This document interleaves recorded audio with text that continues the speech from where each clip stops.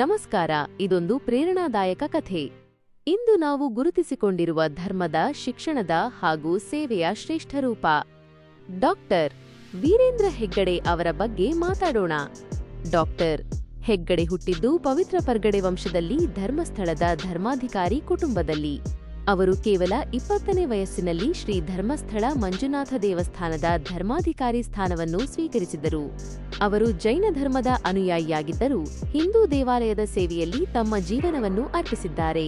ಸಮುದಾಯದ ಏಕತೆ, ಶಾಂತಿ ಮತ್ತು ಮೌಲ್ಯಾಧಾರಿತ ಸಮಾಜ ನಿರ್ಮಾಣದಲ್ಲಿ ಅವರು ದೊಡ್ಡ ಪಾತ್ರ ವಹಿಸಿದ್ದಾರೆ. ಅವರ ಮೇಲ್ವಿಚಾರಣೆಯಲ್ಲಿ ನಡೆಯುವ ಅನ್ನಪೂರ್ಣ ಅಡುಗೆ ಮನೆ ಪ್ರತಿದಿನ 50,000ಕ್ಕೂ ಹೆಚ್ಚು ಜನರಿಗೆ ಉಚಿತ ಅನ್ನದಾನ ಮಾಡುತ್ತದೆ.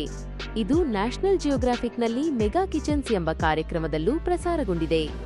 ಎಸ್ಡಿಎಂ ಶಿಕ್ಷಣ ಸಂಸ್ಥೆ, ಶಾಲೆಯಿಂದ ಮೆಡಿಕಲ್, ಎಂಜಿನಿಯರಿಂಗ್, ಆಯುರ್ವೇದ ಕಾಲೇಜುಗಳವರೆಗೆ ಎಸ್ಕೆಡಿಆರ್ಡಿಪಿ ಹಾಗೂ ಆರ್ಯುಡಿ ಎಸ್ಇಟಿಐ ಮೂಲಕ ಸಾವಿರಾರು ಯುವಕರಿಗೆ ಜೀವನದ ನಂಬಿಕೆಯನ್ನೇ ನೀಡಿದ್ದಾರೆ. ಪ್ರಶಸ್ತಿಗಳು: ಪದ್ಮಭೂಷಣ 2000, ಕರ್ನಾಟಕ ರತ್ನ 2009, ಪದ್ಮವಿಭೂಷಣ 2015. ಹೆಚ್ಚು ಪ್ರಶಸ್ತಿಗಳಿಗೆ ಡಾಕ್ಟರ್ ಹೆಗ್ಗಡೆ ಅವರ ಜೀವನವೇ ಸತ್ಯ ಸೇವೆಯ ಪಾಠ. ಅವರು ನಮಗೆ ಬೋಧಿಸುವುದು ಧರ್ಮದಿಂದ ದುಡಿದು ಸಮಾಜಕ್ಕೂ ಹಂಚುವುದು. ಹೀಗೆ ಇನ್ನಷ್ಟು ಪ್ರೇರಣಾದಾಯಕ ಕಥೆಗಳಿಗಾಗಿ ನಾವು ಇರುತ್ತೀವಿ ನಿಮ್ಮ ಜೊತೆ.